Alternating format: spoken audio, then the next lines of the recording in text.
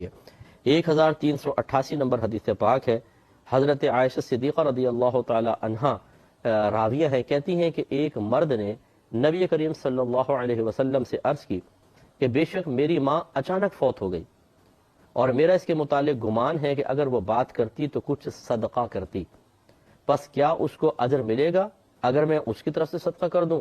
تو آپ نے ارشاد فرمایا کہ ہاں۔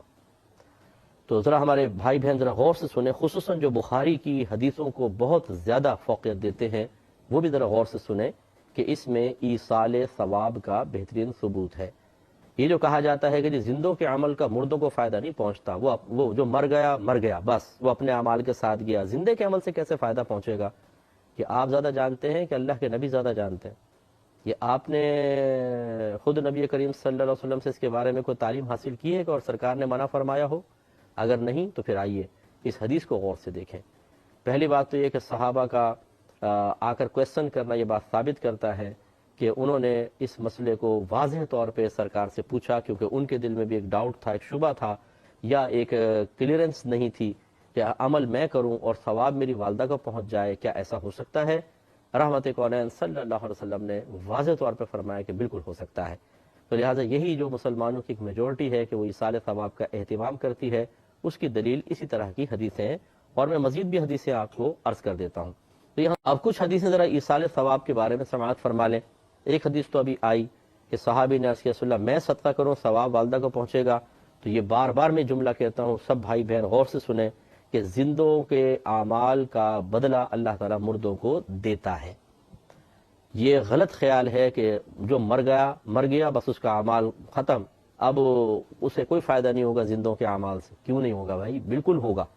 شاید آپ کے مردے کو نہ ہو، آپ اگر نہ کرنا چاہیں نہ کریں، لیکن دیگر مسلمانوں کو منع نہ کریں جو اپنے طرز عمل سے اپنے ماں باپ، اپنے بھائی بہن، اپنے ماموں چچا، پھوپھی تایا اور دیگر رشتہ داروں کے لیے راحت کا سامان کر رہے ہوں، درجات کی بلندی کا سامان کر رہے ہوں، عذابات قبر کے دور ہونے، قبر میں جنت کی نعمتوں کے حصول کا سامان کر رہے ہوں، انہیں کم از کم نہ روکے، وہ بالکل جائز کر رہے ہیں۔ مزید دلیل دیکھیے، حضرت ابن عباس رضی اللہ تعالیٰ عنہ بیان کرتے ہیں کہ حضرت سعد بن عبادہ رضی اللہ تعالیٰ عنہ کی والدہ کا انتقال ہوا، وہ اس وقت وہاں موجود نہیں تھے۔ پھر وہ نبی کریم صلی اللہ علیہ وسلم کے پاس آئے اور عرض کیا صلی اللہ علیہ وسلم میری والدہ کا انتقال ہو گیا اور میں اس وقت موجود نہیں تھا، اگر میں ان کی طرف سے کچھ صدقہ کر لوں تو کیا ان کو اس سے نفع پہنچے گا؟ دیکھیں کویسچن اللہ نے ان سے نکلوائے ہیں، میں تو کہتا ہوں کہ صحیح بات ہے، ان کے دل میں خیال ڈالا، اور بالکل وہ کویسچن جو آج لوگوں کے ذہن میں پیدا ہوتا ہے کہ کان عمل ہم کریں کیا ان کو ثواب پہنچے گا؟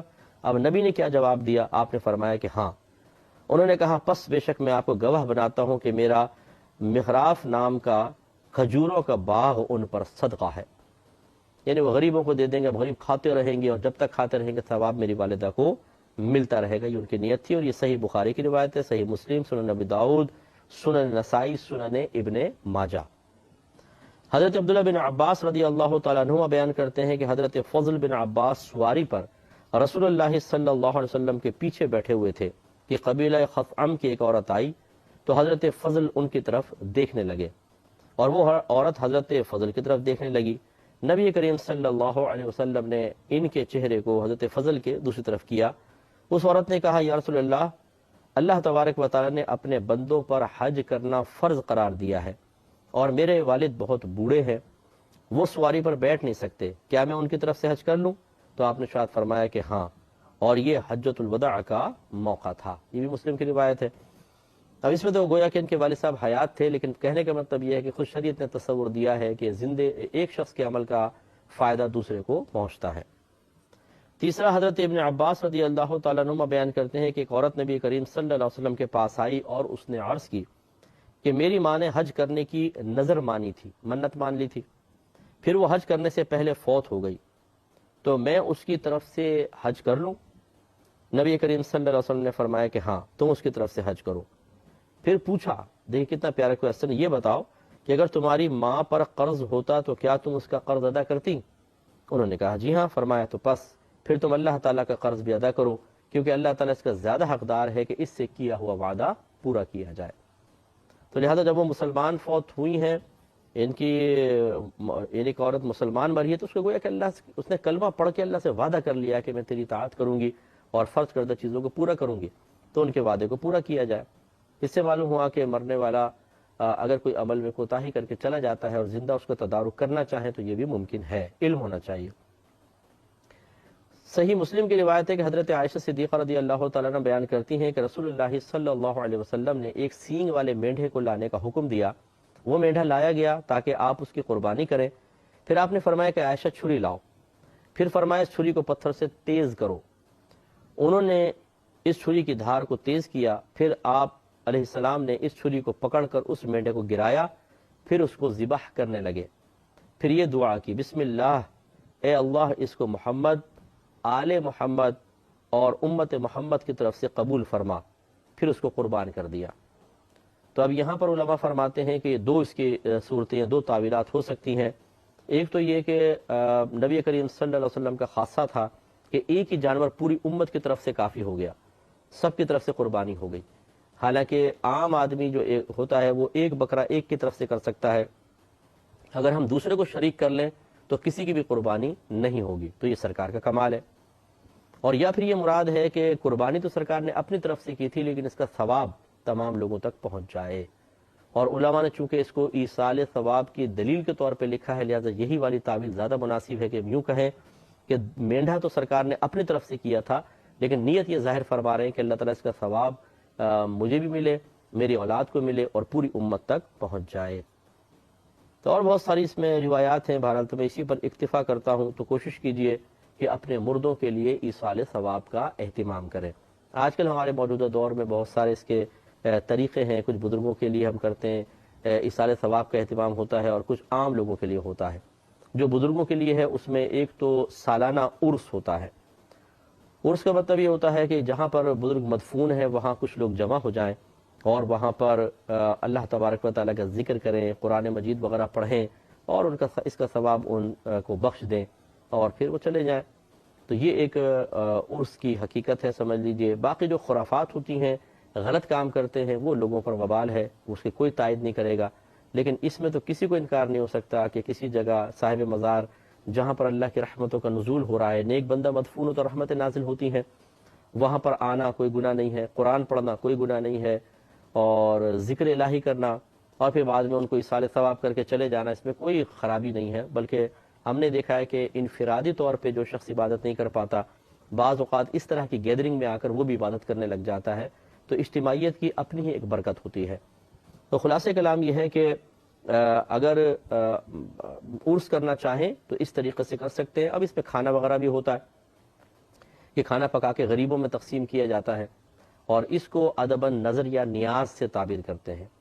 بعض لوگ کہتے ہیں کہ نیاز کھانا حرام ہے، تو دلیل کیا ہے آپ کے پاس؟ وہ کہتے ہیں کہ دیکھیں اللہ نے فرمایا قرآن عظیم میں کہ وما اہل بہ لغیر اللہ، کہ وہ چیز بھی تم پر حرام ہے جس پر غیر اللہ کا نام پکارا گیا ہو۔ ہم یہ کہتے ہیں کہ یہاں پر ما آیا ہے، وما وما وما اہل بہ لغیر اللہ، اور وہ بھی حرام ہے کہ جس پر غیر اللہ کا نام پکارا گیا ہو۔ یہاں ما سے مراد کیا ہے؟ تو اکثر مفسرین نے فرمایا کہ ما سے مراد جانور ہے، ذبیحہ ہے، جس پر بوقت ذبح غیر اللہ کا نام پکارا گیا ہو۔ جیسے کفار زمانہ رسول جو تھے وہ اسی طرح کرتے تھے کہ جانور کو لٹایا اور کہتے تھے لات کے نام پر اور گلا کاٹ دیا، عزا کے نام پر، منات کے نام پر۔ تو یہ چونکہ بوقت ذبح غیر اللہ کا نام لیا ہے، یہ جانور مردار تھا، اس سے منع کیا گیا۔ یہاں پہ صرف یہ مراد ہے، یہ نہیں کہ جس بھی چیز پر غیر اللہ کا نام لیا جائے وہ حرام ہو جائے۔